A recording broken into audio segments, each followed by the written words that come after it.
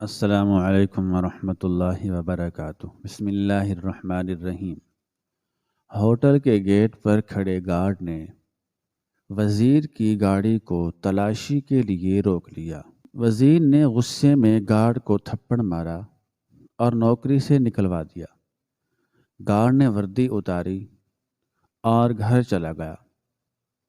اگلے دن ہوٹل پر دہشت گردوں نے حملہ کیا مگر ناکام رہے، کیونکہ اسی گارڈ نے جاتے جاتے سیکورٹی سسٹم میں ایک خفیہ تبدیلی کر دی تھی۔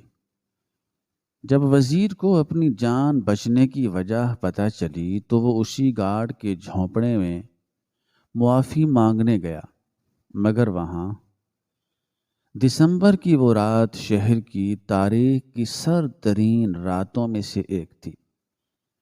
دھند نے پورے شہر کو اپنی سفید اور دبیز چادر میں لپیٹ رکھا تھا اور حد نگاہ صفر ہو چکی تھی۔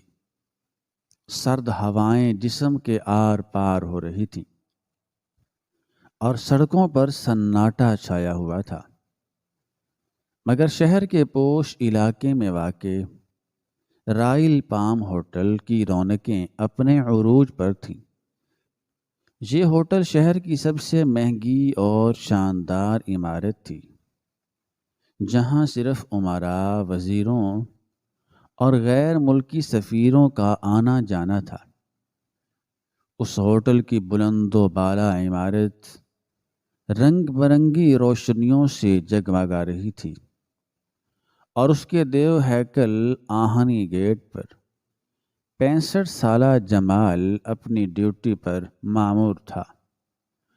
جمال ایک ریٹائرڈ فوجی سپاہی تھا جس کے چہرے پر جھریوں کا جال پھیلا ہوا تھا اور بالوں میں چاندی اتر آئی تھی، لیکن اس کی کمر اب بھی تنی ہوئی تھی اور آنکھوں میں وہی پرانی چمک تھی جو جوانی میں ہوا کرتی تھی۔ وہ اپنی نیلی وردی پہنے، سر پر کیپ جمائے اور ہاتھوں میں میٹل ڈیٹیکٹر تھامے مستعد کھڑا تھا۔ حالانکہ سخت سردی کی وجہ سے اس کے جوڑوں میں شدید درد ہو رہا تھا اور ٹھنڈی ہوا اس کی ہڈیوں کو گلا رہی تھی، مگر وہ جانتا تھا کہ وہ یہاں غفلت برتنے کا متحمل نہیں ہو سکتا، کیونکہ اس کے گھر کے حالات بہت خراب تھے۔ اس کی بیوی بیمار تھی اور چھوٹا بیٹا ابھی سکول میں پڑھتا تھا، جن کی ذمہ داری اس کے بوڑھے کاندھوں پر تھی۔ یہ نوکری اس کے لیے صرف وقت گزاری نہیں بلکہ زندگی اور موت کا مسئلہ تھی۔ اس لیے وہ ہر آنے جانے والی گاڑی کو پوری ایمانداری سے چیک کرتا تھا، چاہے اس میں کوئی عام آدمی ہو یا کوئی بہت بڑا افسر۔ اس کے لیے قانون سب کے لیے برابر تھا، اور یہی اصول اس نے فوج میں سیکھا تھا کہ ڈیوٹی سب سے پہلے ہے۔ رات کے تقریباً 11 بج رہے تھے اور ہوٹل کے اندر ایک بہت بڑی تقریب جاری تھی جس میں ملک کے اہم ترین لوگ موجود تھے۔ اچانک دور سے خاموشی کو چیرتی ہوئی پولیس کے سائرنوں کی آوازیں سنائی دینے لگیں۔ یہ آوازیں لمحہ بلمحہ قریب آتی جا رہی تھیں اور ان کی گونج سے فضا میں ایک عجیب سا خوف اور ہیجان پیدا ہو گیا تھا۔ جمال نے چونک کر سڑک کی طرف دیکھا، جہاں دھند کو چیرتی ہوئی تیز روشنیوں کا ایک سیلاب ہوٹل کی طرف بڑھ رہا تھا۔ یہ ملک کی طاقتور ترین وزیر چودھری جلال کا قافلہ تھا۔ وزیر صاحب اپنی سخت گیری، تکبر اور غصے کی وجہ سے پورے ملک میں مشہور تھے اور کہا جاتا تھا کہ ان کے راستے میں آنے والی ہر چیز کو وہ پیروں تلے روند دیتے ہیں۔ ان کا پروٹوکول شاہانہ تھا۔ آگے پیچھے پولیس کی موبائلیں، درمیان میں بلیک کیٹس کمانڈوز کی جیپیں، اور بیچ میں 4 کالی سیاہ بلٹ پروف لینڈ کروزرز، جن کے کالے شیشوں کے پیچھے اقتدار کا نشہ بیٹھا تھا۔ ہوٹل کاملا ان سائرنوں کی آواز سن کر ہی ہل گیا۔ جنرل مینیجر مسٹر اصغر، جو ایک خوش آمدی قسم کا انسان تھا، گھبراہٹ میں اپنے کوٹ کے بٹن بند کرتا ہوا باہر بھاگا اور باقی گارڈز کو بھی الرٹ ہونے کا اشارہ کرنے لگا۔ سب جانتے تھے کہ وزیر صاحب کو انتظار کرنا سخت ناپسند ہے، لیکن جمال اپنی جگہ سے 1 انچ بھی نہیں ہلا۔ اس نے بیریئر گرائے رکھا اور اپنے چہرے پر سنجیدگی طاری کر لی۔ قافلے کی پہلی گاڑی، جو پولیس اسکواڈ کی تھی، پوری رفتار سے آئی اور گیٹ کے بالکل قریب آ کر زوردار بریک لگا کر رکی۔ ڈرائیور نے مسلسل ہارن بجانا شروع کر دیا، جس کا مطلب تھا کہ فوراً راستہ کھولا جائے۔ جمال نے بڑے ادب سے ہاتھ اٹھا کر رکنے کا اشارہ کیا اور اپنی جگہ پر کھڑا رہا۔ پولیس موبائل کا دروازہ کھلا اور ایک انسپکٹر غصے سے باہر نکلا۔ اس نے چیخ کر کہا، "اوے بڈھے، اندھا ہے کیا؟ دیکھ نہیں رہا پیچھے وزیر صاحب کی گاڑی ہے؟ جلدی گیٹ کھول ورنہ تیری کھال کھنچوا دوں گا۔ جمال نے انتہائی نرمی مگر مضبوط لہجے میں جواب دیا، "سر، مجھے پہچان ہے کہ یہ وزیر صاحب ہیں۔ میں ان کی بہت عزت کرتا ہوں، لیکن مجھے سخت آرڈر ہے کہ آج سیکیورٹی ہائی الرٹ ہے اور کسی بھی گاڑی کو تلاشی کے بغیر اندر جانے کی اجازت نہیں ہے۔ یہ اندر موجود مہمانوں اور خود وزیر صاحب کی حفاظت کے لیے ضروری ہے۔ انسپکٹر نے حقارت سے تھوکا اور کہا، تیری اتنی اوقات کہ تو وزیر کی گاڑی روکے؟ چپ چاپ گیٹ کھول دے ورنہ بہت پچھتائے گا۔ اسی دوران پیچھے والی مرکزی لینڈ کروزر کا دروازہ کھلا اور وزیر چودھری جلال خود باہر نکل آئے۔ ان کے باہر نکلتے ہی فضا میں سناٹا چھا گیا۔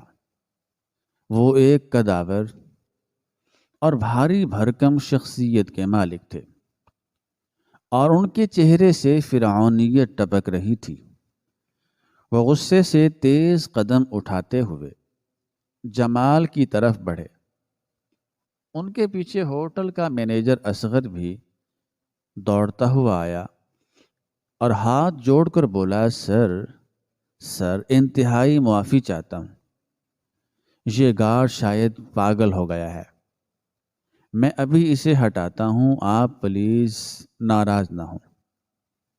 لیکن وزیر نے مینیجر کو ہاتھ کے اشارے سے چپ کرایا اور سیدھا آ کر جمال کے سامنے کھڑا ہو گیا۔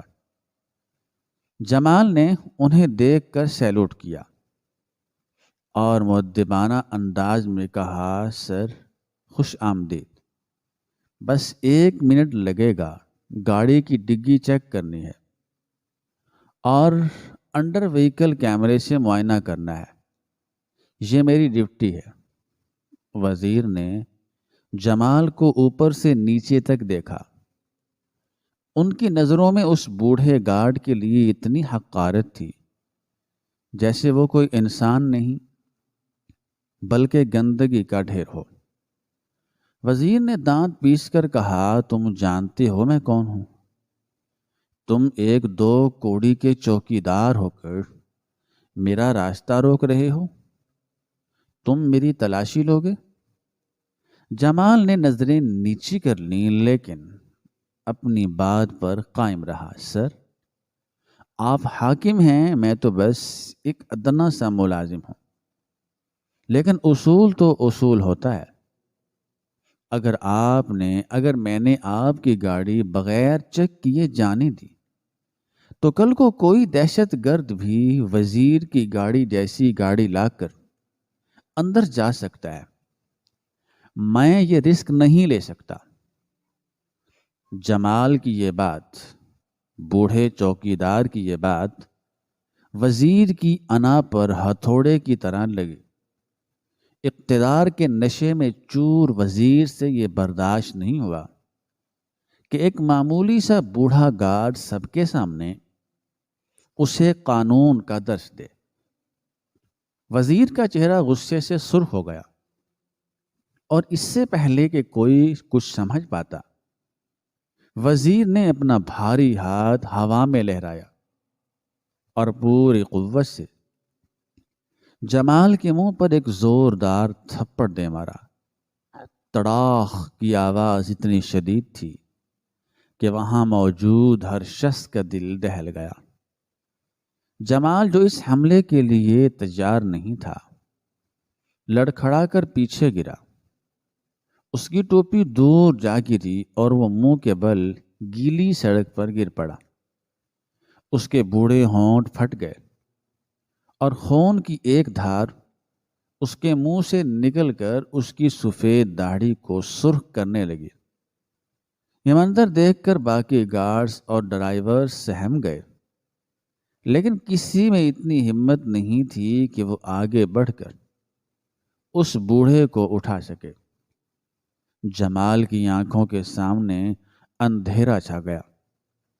اس کے کانوں میں سائیں سائیں ہونے لگی۔ اس نے کانپتے ہاتھوں سے زمین کا سہارا لیا اور آہستہ آہستہ اٹھنے کی کوشش کی۔ اس کے گال پر وزیر کی انگلیوں کے نشان چھپ چکے تھے اور درد کی شدید لہر اس کے چہرے سے ہوتی ہوئی اس کے دل تک جا رہی تھی۔ لیکن جسمانی درد سے زیادہ اسے اپنی عزت نفس کے مجروح ہونے کا درد تھا۔ اس نے 20 سال اس ہوٹل کی حفاظت کی تھی، کبھی کسی سے بدتمیزی نہیں کی تھی، اور آج اسے انعام میں یہ ذلت ملی تھی۔ وزیر نے اسے اٹھتے دیکھ کر دوبارہ دھاڑ کر کہا، تم جیسے کیڑے مکوڑوں کو تو پیروں تلے مسل دینا چاہیے۔ تم نے میری توہین کی ہے۔ پھر وزیر مینیجر کی طرف مڑا اور چیخ کر حکم دیا، اس کو ابھی اور اسی وقت نوکری سے نکالو، اس کی وردی اترواؤ اور دھکے دے کر ہوٹل سے باہر پھینک دو۔ اگر یہ کل مجھے جہاں نظر آیا تو میں تمہارا ہوٹل بند کروا دوں گا اور تم سب کو جیل بھیجوا دوں گا۔ مینیجر، جو اپنی نوکری بچانے کے لیے کسی بھی حد تک جا سکتا تھا، فوراً جمال پر شیر کی طرح چپٹا اور اس کا بازو پکڑ کر جھنجھوڑا۔ سنا نہیں تم نے وزیر صاحب نے کیا کہا؟ تم نے ہماری ناک کٹوا دی۔ تم جیسے جاہل لوگوں کو تمیز ہی نہیں ہے کہ بڑوں سے کیسے بات کرتے ہیں۔ چلو نکلو یہاں سے، تم فارغ ہو۔ ابھی اپنا سامان اٹھاؤ اور دفع ہو جاؤ یہاں سے۔ جمال نے مینیجر کی آنکھوں میں دیکھا۔ وہ کچھ کہنا چاہتا تھا، وہ بتانا چاہتا تھا کہ اس نے صرف اپنا فرض پورا کیا ہے۔ وہ کہنا چاہتا تھا کہ اس کے گھر میں کھانے کو کچھ نہیں ہے، اگر نوکری گئی تو وہ مر جائیں گے، لیکن الفاظ اس کے گلے میں ہی پھنس گئے۔ اس نے دیکھا کہ وہاں موجود ہر شخص، وزیر، اس کے چمچے، ہوٹل کا عملہ، سب اسے نفرت یا رحم کی نظر سے دیکھ رہے تھے۔ اس نے سوچا کہ جہاں عزت نہ ہو وہاں فریاد کرنے کا کیا فائدہ۔ جمال نے خاموشی سے اپنا سر جھکا لیا۔ اس نے اپنے پھٹے ہوئے ہونٹ سے بہتے خون کو اپنی آستین سے صاف کیا۔ اپنی ٹوپی زمین سے اٹھائی، اسے جھاڑا اور ایک لفظ کہے بغیر سیکورٹی روم کی طرف چل پڑا۔ وزیر اور اس کا قافلہ قہقہے لگاتے ہوئے اور اپنی جیت کا جشن مناتے ہوئے بغیر تلاشی کے ہوٹل کے اندر داخل ہو گئے۔ گیٹ کھل گیا اور وہ بڑی بڑی گاڑیاں اندر چلی گئیں، لیکن باہر جمال کی دنیا اجڑ چکی تھی۔ وہ لڑکھڑاتے قدموں کے ساتھ چینجنگ روم میں پہنچا۔ یہ چھوٹا سا کمرہ اس کا دوسرا گھر تھا۔ اس نے کانپتے ہاتھوں سے اپنی وردی کے بٹن کھولے۔ ہر بٹن کھولتے ہوئے اسے محسوس ہو رہا تھا جیسے وہ اپنی جان جسم سے الگ کر رہا ہو۔ یہ وردی اس کی پہچان تھی، اس کا فخر تھی۔ آج یہ وردی اس سے چھین لی گئی تھی۔ اس نے وردی اتار کر ہینگر میں لٹکائی اور اپنی پرانی پیبند لگی شلوار قمیض پہن لی۔ اب وہ کوئی سیکیورٹی گارڈ نہیں تھا، بلکہ ایک بے روزگار اور لاچار بوڑھا تھا۔ جانے سے پہلے اس کی نظر سامنے لگے سیکیورٹی مانیٹرز پر پڑی۔ یہ اس کی برسوں پرانی عادت تھی کہ وہ شفٹ ختم کرنے پر یا جانے سے پہلے ایک بار تسلی ضرور کرتا تھا کہ سب کچھ ٹھیک ہے۔ اس نے سوچا کہ اب مجھے کیا پڑی ہے؟ مجھے تو بے عزت کر کے ذلیل کر کے نکالا گیا ہے۔ جائے ہوٹل باڑ میں، لیکن اس کا ضمیر اسے ملامت کرنے لگا کہ تم ایک سپاہی ہو، اور سپاہی کبھی پیٹھ دکھا کر نہیں بھاگتا۔ اس نے بے دلی سے مین سرور کی سکرین پر دیکھا تو اچانک اس کی آنکھیں حیرت سے پھیل گئیں۔ اس نے دیکھا کہ گیٹ کو کنٹرول کرنے والے سافٹ ویئر میں ایک عجیب سی وارننگ لائٹ بلنک کر رہی تھی۔ جمال کوئی آئی ٹی ایکسپرٹ تو نہیں تھا، لیکن 20 سال یہاں گزارنے کی وجہ سے وہ سسٹم کی نبض پہچانتا تھا۔ اس نے غور کیا تو سمجھ گیا کہ سسٹم کے آٹومیٹک موڈ میں کوئی وائرس یا خرابی آ گئی ہے، جس کی وجہ سے سسٹم ہینگ ہو رہا تھا۔ اس کا مطلب یہ تھا کہ اگر کسی ماہر ہیکر نے باہر سے ذرا سی کوشش کی تو وہ ہوٹل کے تمام گیٹس کو ریموٹ کنٹرول سے کھول سکتا ہے اور سیکیورٹی سسٹم کو جام کر سکتا ہے۔ یہ ایک بہت بڑی خامی تھی جسے کوئی اور نوٹس نہیں کر پا رہا تھا۔ جمال کے دل میں ایک پل کے لیے شیطان نے وسوسہ ڈالا۔ اس نے سوچا اچھا ہے، رہنے دو، خراب اسی وزیر کی جان خطرے میں ہے نا جس نے تمہیں تھپڑ مارا۔ اگر آج رات کوئی حملہ ہو جائے تو اس وزیر کو پتہ چلے گا کہ سیکورٹی کیا ہوتی ہے۔ مجھے کیا ضرورت ہے اسے بچانے کی؟ اس کا ہاتھ رک گیا۔ وہ مڑا اور دروازے کی طرف بڑھا، لیکن دروازے کی چوکھٹ پر پہنچ کر اسے اپنے معصوم بیٹے کا چہرہ یاد آیا، جسے وہ ہمیشہ کہا کرتا تھا کہ بیٹا، حلال کی کمائی اور ایمانداری سے بڑی کوئی طاقت نہیں۔ پھر اسے خیال آیا کہ ہوٹل کے اندر صرف وہ وزیر نہیں ہے، بلکہ سینکڑوں بے گناہ ویٹرز، باورچی، مہمان اور دوسرے ملازمین بھی ہیں جن کا اس معاملے سے کوئی لینا دینا نہیں۔ اگر دہشت گرد اندر گھس گئے تو وہ سب بھی مارے جائیں گے۔ جمال کی آنکھوں میں آنسو آ گئے۔ اس نے خود سے کہا، جمال، وزیر کمینہ ہو سکتا ہے لیکن تم نہیں۔ تم ایک محافظ ہو۔ تم ایک محافظ ہو اور محافظ کا کام زندگی بچانا ہے، بدلہ لینا نہیں۔ اس فیصلے کے ساتھ ہی وہ تیزی سے واپس مڑا۔ اس نے کی بورڈ پر انگلیاں جمائیں۔ اسے پتا تھا کہ اس خرابی کو ٹھیک کرنے کے لیے سافٹ ویئر انجینئر کی ضرورت ہے جو اس وقت موجود نہیں تھا۔ اس لیے اس نے اپنے تجربے کا استعمال کرتے ہوئے ایک دیسی جگاڑ لگایا۔ اس نے سیکورٹی سسٹم کو آٹومیٹک سے ہٹا کر مکمل طور پر مینول کر دیا۔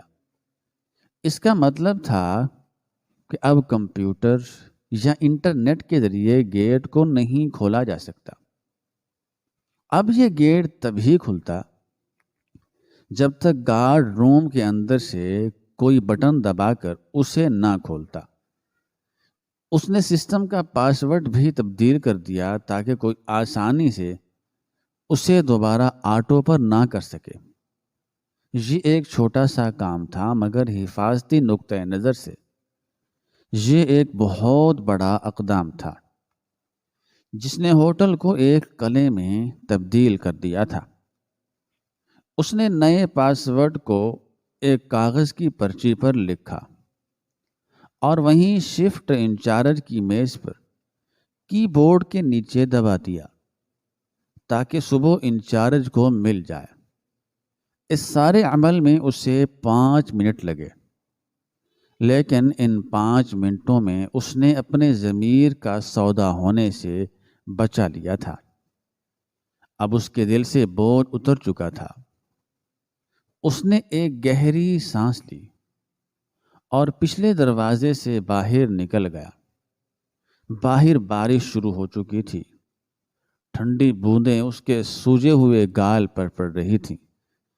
اس نے آسمان کی طرف دیکھا اور دل ہی دل میں اللہ تعالی سے فریاد کی، یا اللہ، میں نے اپنا فرض ادا کر دیا، حالانکہ انہوں نے مجھ سے میری روزی چھین لی۔ اب تو ہی میرا اور میرے بچوں کا محافظ ہے۔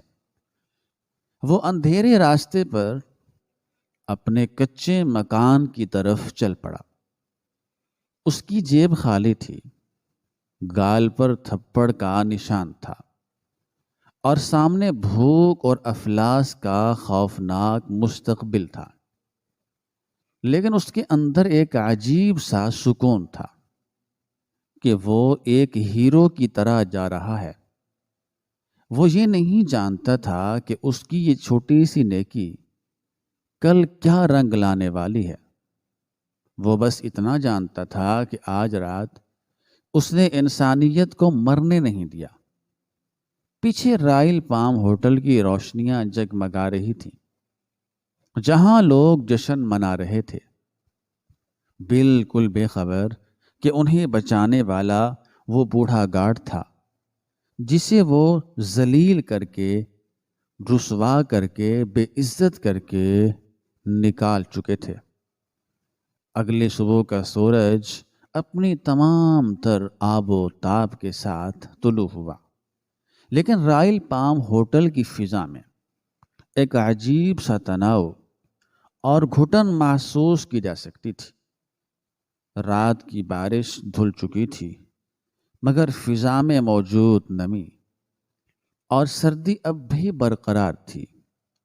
آج کا دن ہوٹل کی تاریخ کا ایک اہم ترین دن تھا، کیونکہ غیر ملکی سرمایہ کاروں کا ایک اعلیٰ سطحی وفد اربوں ڈالر کے معاہدے کرنے پہنچ چکا تھا، اور اس تقریب کی صدارت وہی وزیر چودھری جلال کر رہے تھے جنہوں نے کل رات اپنی طاقت کے نشے میں ایک غریب محافظ کی دنیا اجاڑ دی تھی۔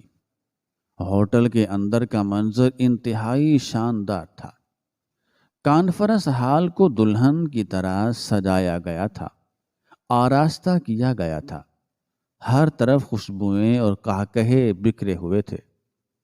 وزیر جلال اسٹیج پر براجمان تھے اور اپنی تقریر میں ملک کے دفاع اور سیکورٹی کے فول پروف انتظامات کی تعریفیں کر رہے تھے۔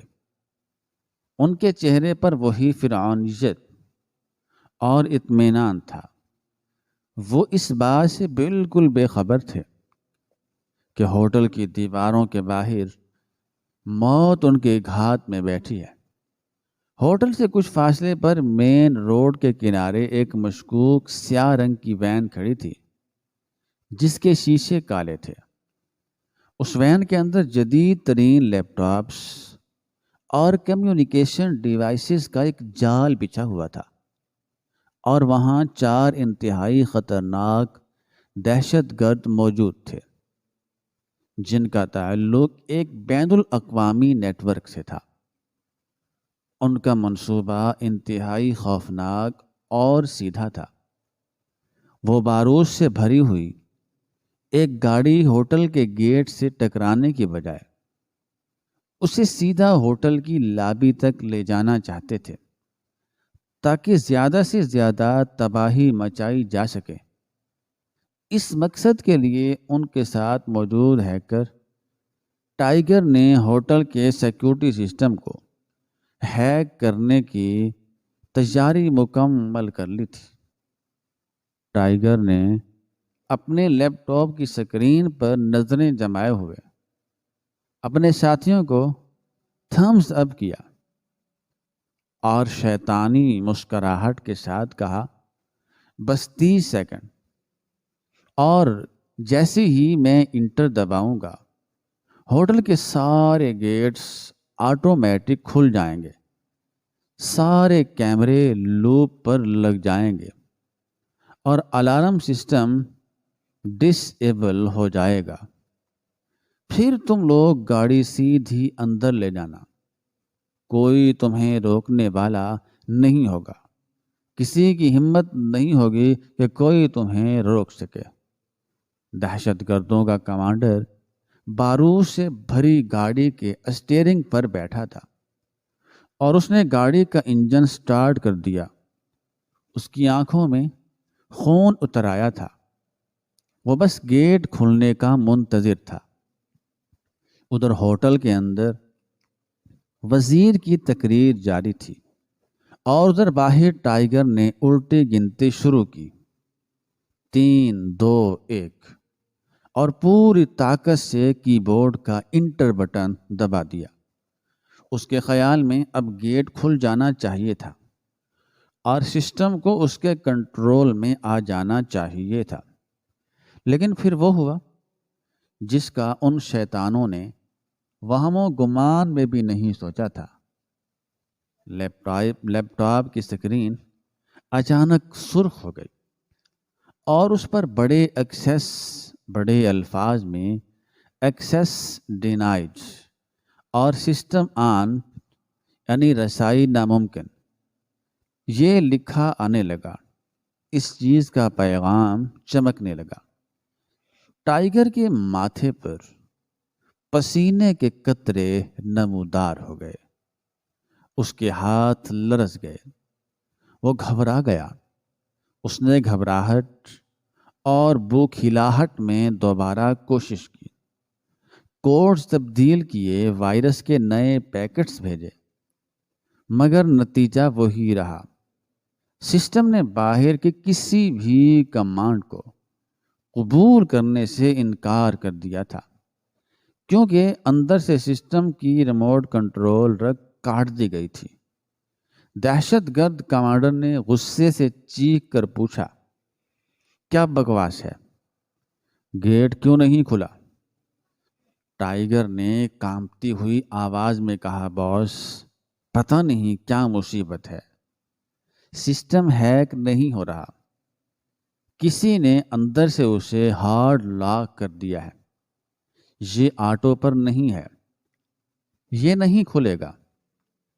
یہ وہ لمحہ تھا جب ان کا پورا پلان، ان کا سارا منصوبہ دھرے کا دھرا رہ گیا، بری طرح ناکام ہو گیا۔ بارود سے بھری گاڑی گیٹ کے سامنے آ کر رک چکی تھی، لیکن گیٹ لوہے کی دیوار بن کر کھڑا تھا۔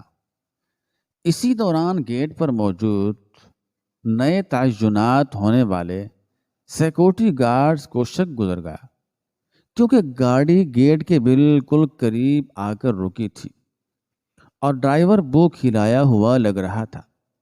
سیکورٹی انچارج نے فوراً وائرلیس پر الرٹ جاری کر دیا، کوڈ ریڈ، مشکوک گاڑی گیٹ نمبر 1 پر۔ جیسے ہی یہ پیغام نشر ہوا، ہوٹل کی چھتوں پر تعینات اسنائپرز نے پوزیشنیں سنبھال لی۔ دہشت گردوں نے جب دیکھا کہ وہ پھنس چکے ہیں تو انہوں نے گاڑی سے نکل کر فائرنگ شروع کر دی۔ اچانک فضا گولیوں کی تڑتڑاہٹ سے گونج اٹھی۔ ہوٹل کے باہر ایک میدان جنگ بن گیا۔ چونکہ گیٹ بند تھا اس لیے دہشت گرد اندر داخل نہ ہو سکے اور باہر ہی سیکیورٹی فورسز کے گھیرے میں آ گئے۔ چند منٹوں کے شدید مقابلے کے بعد تمام دہشت گرد مارے گئے اور بارود سے بھری گاڑی کو ناکارہ بنا دیا گیا۔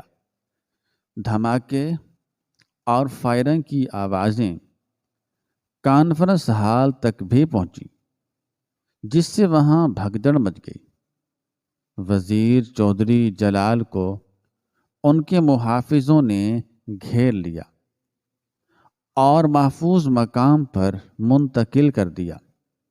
جب حالات قابو میں آ گئے اور یہ خبر پھیلی کہ ایک بہت بڑا حملہ ناکام بنا دیا گیا ہے تو ہر کوئی حیران تھا۔ وزیر جلال غصے اور حیرت کی ملی جلی کیفیت میں سیکورٹی روم میں داخل ہوئے۔ ان کے ماتھے پر پسینہ تھا اور سانس پھولی ہوئی تھی۔ انہوں نے چیخ کر سیکورٹی چیف اور آئی ٹی ہیڈ کو طلب کیا، یہ سب کیا ہے؟ دہشت گرد گیٹ تک کیسے پہنچے؟ اور اگر وہ اتنے ماہر تھے تو گیٹ کھلا کیوں نہیں؟ مجھے سچ بتاؤ ورنہ سب کو لٹکا دوں گا۔ آئی ٹی ہیڈ، جو ایک نوجوان اور ذہین لڑکا تھا، لیپ ٹاپ پر سسٹم کی لاگز چیک کر رہا تھا۔ اس کا چہرہ حیرت سے کھلا کا کھلا رہ گیا تھا۔ اس نے کانپتے ہوئے ہاتھ سے سکرین کی طرف اشارہ کیا اور کہا، سر، یہ ایک معجزہ ہے۔ دہشت گردوں نے ہمارے سسٹم کو مکمل طور پر بائی پاس کر لیا تھا۔ ان کے پاس ہمارے تمام پاس ورڈز تھے۔ اگر سسٹم آٹو موڈ پر ہوتا تو وہ 1 سیکنڈ میں گیٹ کھول دیتے اور اب تک ہم سب راکھ کا ڈھیر بن چکے ہوتے۔ وزیر نے بے صبری سے پوچھا، تو پھر بچایا کس نے؟ کیا تم نے سسٹم بند کیا تھا؟ آئی ٹی ہیڈ نے نفی میں سر ہلایا اور ایک گہری سانس لے کر بولا، نہیں سر، میں نے نہیں۔ لاگ ہسٹری بتا رہی ہے کہ کل رات 11:45 پر، یعنی آپ کے جانے کے فوراً بعد، کسی نے سسٹم کو مینول موڈ پر شفٹ کیا تھا اور پاسورڈ بدل کر اسے لاک کر دیا تھا۔ یہ کوئی اتفاق نہیں تھا بلکہ ایک سوچی سمجھی حکمت عملی تھی۔ وزیر نے حیرت سے پوچھا، کس نے؟ کون تھا ڈیوٹی پر؟ آئی ٹی ہیڈ نے کی بورڈ کے نیچے سے ایک چھوٹی سی مڑی ہوئی کاغذ کی پرچی نکالی جو اسے ابھی ملی تھی اور اسے وزیر کی طرف بڑھا دیا۔ اس کے ساتھ ہی اس نے کمپیوٹر سکرین پر آخری لاگ ان کرنے والے یوزر کا نام پڑھا۔ کمرے میں مکمل خاموشی چھا گئی۔ آئی ٹی ہیڈ کی آواز اس سناٹے میں بم کی طرح پھٹی، سر، آخری انٹری گارڈ جمال کی ہے اور یہ پرچی اس نے یہاں چھوڑی تھی۔ وزیر جلال کے قدموں تلے سے زمین نکل گئی۔ وہ نام ان کے دماغ میں ہتھوڑے کی طرح لگا۔ جمال، وہی بوڑھا گارڈ جسے کل رات انہوں نے سب کے سامنے ذلیل کیا تھا، وہی 2 کوڑی کا چوکیدار جسے انہوں نے ٹھوکر مار کر نکالا تھا۔ وزیر نے کانپتے ہاتھوں سے وہ پرچی تھامی، اس پر ٹوٹی پھوٹی لکھائی میں ایک نیا پاسورڈ لکھا تھا اور نیچے ایک نوٹ لکھا تھا: سسٹم میں خرابی تھی، ٹھیک کر دی ہے، گیٹ اب صرف بٹن سے کھلے گا، صاحب کی جان خطرے میں نہیں ڈال سکتا۔ وزیر کی آنکھوں کے سامنے کل رات کا منظر گھوم گیا تھا۔ وہ تھپڑ کی گونج، وہ بوڑھے کی گرتی ہوئی ٹوپی، وہ خون بہتا ہوا ہونٹ اور وہ خاموش نگاہیں۔ اسے یاد آیا کہ کیسے اس نے جمال کو کتا اور حقیر کہا تھا، اور اسی حقیر انسان نے، اسی بوڑھے جمال نے جاتے جاتے اپنی بے عزتی کا بدلہ لینے کی بجائے اپنے قاتل کی جان بچانے کا انتظام کیا تھا۔ وزیر کے اندر کا تکبر، اس کی اکڑ، اس کا جاہو جلال، سب کچھ اس ایک لمحے میں چکنا چور ہو گیا۔ اسے محسوس ہوا جیسے وہ تھپڑ جمال کے منہ پر نہیں بلکہ آج اس کے اپنے ضمیر پر پڑا ہے۔ اس نے کرسی کا سہارا لیا اور وہیں بیٹھ گیا۔ کمرے میں موجود تمام افسران، مینیجر اصغر اور پولیس والے سر جھکائے کھڑے تھے۔ مینیجر اصغر کی پیشانی پر ندامت کا پسینہ تھا۔ وزیر نے بھررائی ہوئی آواز میں کہا، یعنی اگر وہ کل رات یہ تبدیلی نہ کرتا تو آج ہم سب مر چکے ہوتے۔ سیکورٹی چیف نے آہستگی سے کہا، جی سر، 100% یہ جدید ترین ہیکنگ تھی، سوائے مینوئل لاک کے اس کا کوئی توڑ نہیں تھا۔ اس بوڑھے کے تجربے اور وفاداری نے ہمیں بچا لیا۔ حالانکہ ہم نے اس کے ساتھ وہ جملہ مکمل نہ کر سکا۔ وزیر جلال نے اپنی آنکھیں بند کر لیں۔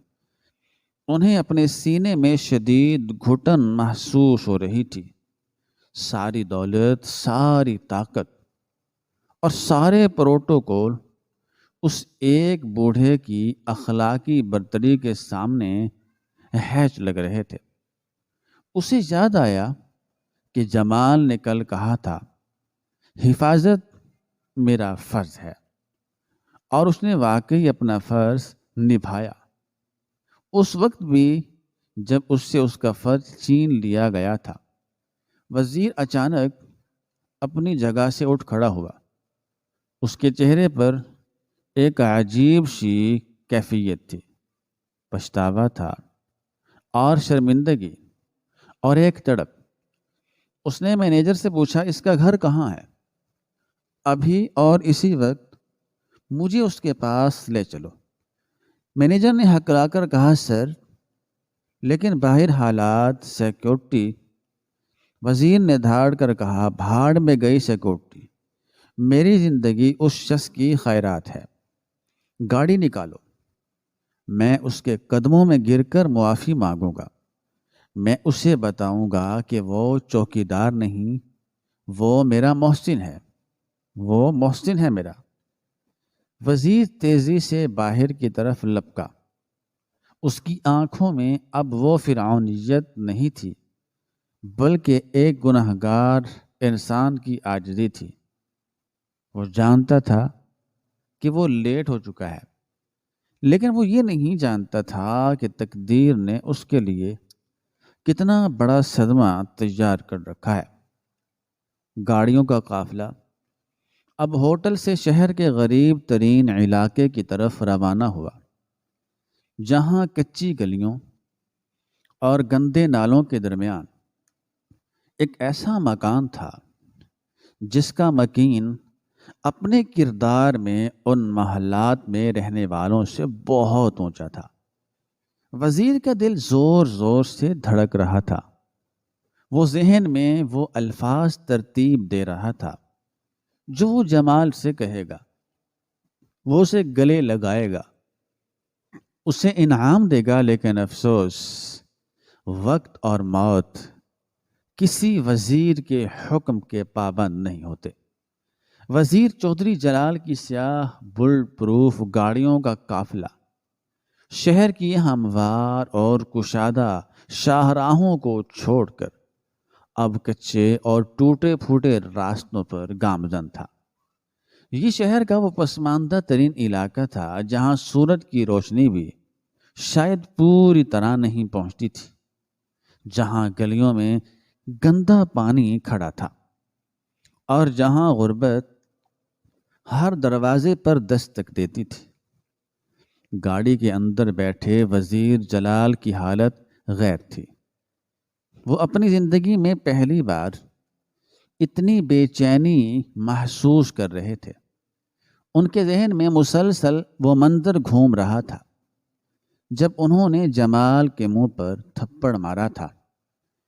وہ اپنے آپ کو تسلی دے رہے تھے کہ میں سب ٹھیک کر دوں گا، میں بوڑھے جمال سے معافی مانگ لوں گا، میں اس سے معذرت کر لوں گا، میں اس سے سوری کر لوں گا، میں اسے گلے لگاؤں گا، اسے اتنا انعام دوں گا کہ اس کی 7 نسلیں بیٹھ کر کھائیں گی۔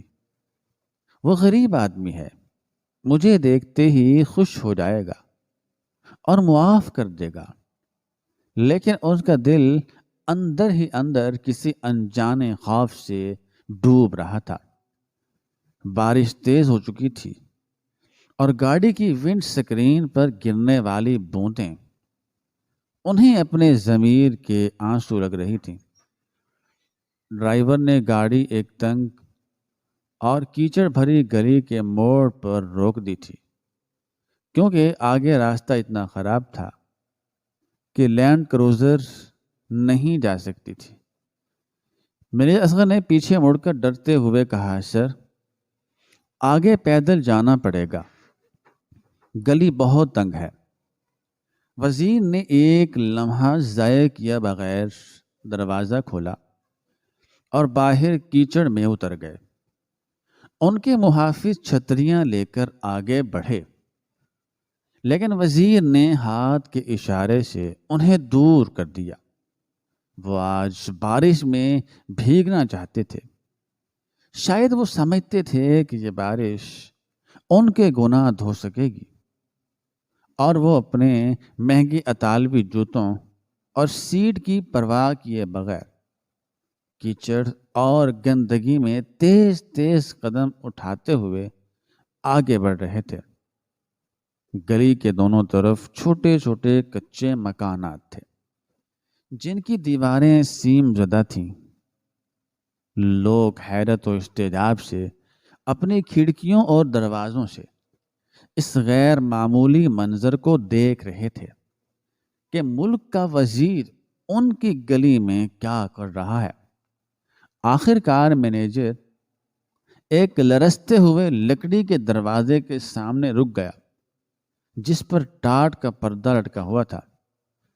یہ جمال کا گھر تھا، ایک بوسیدہ اور خستہ حال جھونپڑی جس کی چھت سے شاید بارش کا پانی ٹپک رہا تھا۔ وزیر کے قدم دروازے پر پہنچ کر من بھر کے ہو گئے۔ ان کا دل زور زور سے دھڑک رہا تھا۔ انہوں نے کانپتے ہاتھ سے دروازے پر دستک دینے کی کوشش کی، لیکن دروازہ نیم وا تھا اور اندر سے ہلکی ہلکی سسکیوں کی اور رونے کی آوازیں آ رہی تھی۔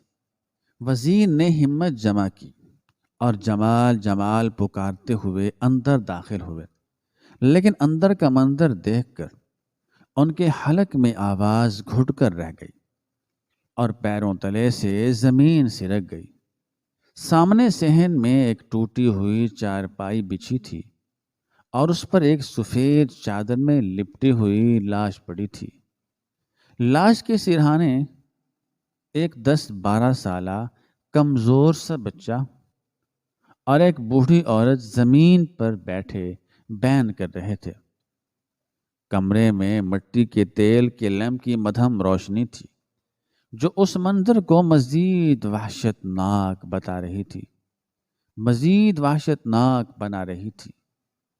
وزیر جلال کو لگا جیسے کسی نے ان کے سینے میں خنجر گھونپ دیا ہو۔ وہ بت بنے کھڑے رہ گئے۔ ان کے منہ سے بے اختیار نکلا، نہیں، یہ نہیں ہو سکتا۔ جمال، ان کی آواز سن کر وہ بچہ چونکا اور اس نے بھیگی ہوئی سرخ آنکھوں سے وزیر کو دیکھا۔ بچے نے وزیر کو نہیں پہچانا، لیکن ان کی لباس اور حلیے سے سمجھ گیا کہ یہ کوئی بڑا افسر ہے۔ وزیر لڑکھڑاتے ہوئے چارپائی کے قریب پہنچے۔ ان کی ٹانگوں نے جواب دے دیا اور وہ وہیں کیچڑ بھرے فرش پر گھٹنوں کے بل گر پڑے۔ انہوں نے کانپتے ہاتھوں سے سفید چادر کا کونا اٹھایا۔ نیچے جمال کا چہرہ تھا، وہی بوڑھا چہرہ جس پر کل تک زندگی کی رمق تھی۔ اب وہ ساکت اور زد پڑ چکا تھا۔ اس کی آنکھیں بند تھیں، لیکن اس کے چہرے پر ایک عجیب سا سکون اور اطمینان تھا۔ البتہ اس کے گال پر ابھی تک وہ نیلگوں نشان موجود تھا جو وزیر کی انگوٹھی نے چھوڑا تھا۔ وہ نشان اب موت کی خاموشی میں چیخ چیخ کر وزیر کی درماندگی کی گواہی دے رہا تھا۔ وزیر نے جمال کے ٹھنڈے ماتھے پر ہاتھ رکھا اور پھوٹ پھوٹ کر رو پڑے۔ جمال، اٹھو یار، میں آ گیا ہوں اور مجھے معاف کر دو۔ دیکھو، میں وزیر ہوں، معافی لینے آیا ہوں۔ آنکھیں کھولو جمال۔ لیکن مردے کہاں بولتے ہیں؟ مردے معاف نہیں کرتے، وہ بس ایک بوجھ چھوڑ جاتے ہیں جو زندہ انسان کو ساری عمر اٹھانا پڑتا ہے۔ جمال کا چھوٹا بیٹا اپنی جگہ سے اٹھا۔ اس نے اپنی قمیض کے دامن سے آنسو پونچھے اور ایک عجیب سی سنجیدگی کے ساتھ وزیر کے قریب آیا۔ اس کی عمر کم تھی، مگر غربت اور یتیمی نے اسے وقت سے پہلے بڑا کر دیا تھا۔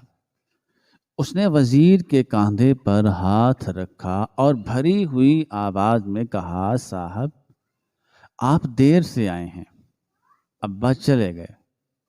وزیر نے تڑپ کر بچے کو دیکھا اور پوچھا، بیٹے، کیا ہوا تھا تمہارے ابا کو؟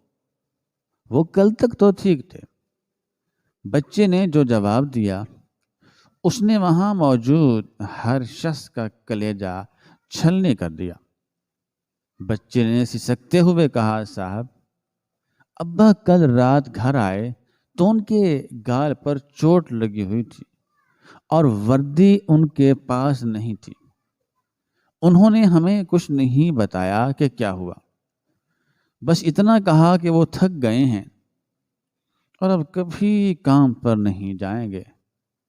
وہ ساری رات مصلے پر بیٹھ کر روتے رہے۔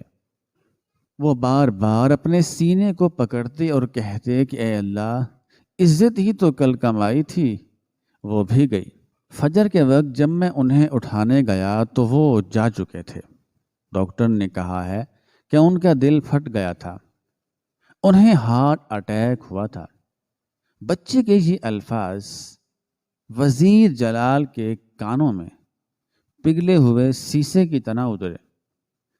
دل کا دورہ نہیں، عزت کا دورہ، وزیر نے سوچا۔ میں نے اسے نہیں مارا، میں نے اس کی عزت ماری تھی، اور ایک شریف آدمی عزت کے بغیر نہیں رہ سکتا۔ میں ایک قاتل ہوں، میں اس معصوم کا قاتل ہوں۔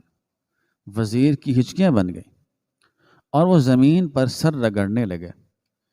تبھی بچے نے اپنی جیب سے ایک مڑا توڑا لفافہ نکالا اور وزیر کی طرف بڑھایا۔ صاحب، یہ ابا کے تکیے کے نیچے سے ملا تھا، اس پر لکھا ہے بڑے صاحب کے لیے، شاید یہ آپ کے لیے ہے۔ وزیر نے لرزتے ہاتھوں سے وہ لفافہ تھاما۔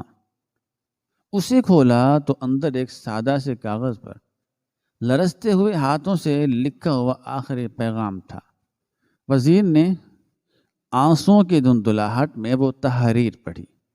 خط میں لکھا تھا، جناب وزیر صاحب، میں جمال، آپ کا سابقہ گارڈ۔ جب آپ یہ خط پڑھ رہے ہوں گے تو شاید میں اپنے مالک کے پاس اپنی فریاد لے کر پہنچ چکا ہوں گا۔ صاحب، کل رات آپ نے مجھے تھپڑ مارا۔ مجھے درد اس تھپڑ کا نہیں تھا، مجھے درد اس بات کا تھا کہ آپ نے میری وردی اتروا دی۔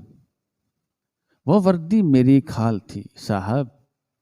ایک سپاہی وردی کے بغیر زندہ لاش ہوتا ہے، لیکن جاتے جاتے میں نے دیکھا کہ سیکیورٹی سسٹم میں خرابی ہے۔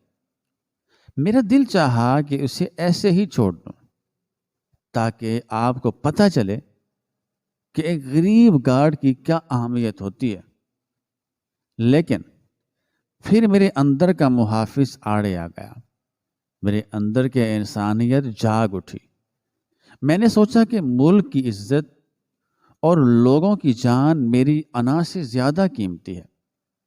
میں نے سسٹم لاک کر دیا ہے تاکہ آپ اور آپ کے مہمان محفوظ رہیں۔ صاحب، آپ بہت بڑے آدمی ہیں، لیکن یاد رکھیے گا، ہم غریب لوگ روٹی کے بغیر تو جی سکتے ہیں مگر عزت کے بغیر نہیں۔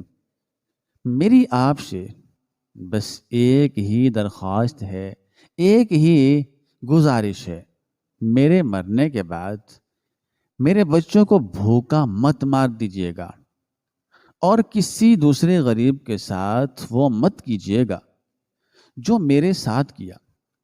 اللہ آپ کا نگہبان ہو۔ آپ کا خادم جمال۔ خط پڑھ کر وزیر کے ہاتھ سے کاغذ چھوٹ کر کیچڑ میں گر گیا۔ وہ شخص جو پارلیمنٹ میں دھاڑتا تھا، جس کے ایک اشارے پر فیصلے بدل جاتے تھے، آج ایک ٹوٹی ہوئی چارپائی کے پائے کو پکڑ کر بچوں کی طرح بلک بلک کر رو رہا تھا۔ اس کے سارے غرور، اس کے ساری دولت اور ساری طاقت کا جنازہ نکل چکا تھا۔ اس نے جمال کی لاش کے پاؤں پکڑ لیے اور چیخا، جمال، خدا کے لیے واپس آ جاؤ، مجھے معاف کر دو، مجھے اپنی جان کے بدلے یہ بوجھ نہیں چاہیے۔ میں کیسے جیوں گا اس بوجھ کے ساتھ؟ لیکن کمرے میں صرف اس کی چیخوں کی گونج تھی۔ باہر بارش اب طوفان کی شکل اختیار کر چکی تھی، جیسے آسمان بھی اس بے بسی پر رو رہا تھا۔ وزیر جلال نے وہیں لاش کے پاس بیٹھ کر آسمان کی طرف دیکھا۔ آج اسے سمجھ آ گیا تھا کہ انسان کا قد عہدے سے نہیں، کردار سے ناپا جاتا ہے۔ وہ ایک زندہ وزیر ہو کر بھی اس مردہ گارڈ کے جوتے کی خاک کے برابر نہیں تھا۔ جمال جیت گیا تھا۔ وہ مر کر بھی اپنی ڈیوٹی، اپنی اخلاقیات اور اپنے کردار کی بازی جیت گیا تھا، اور وزیر جلال زندہ رہ کر بھی ہار گیا تھا۔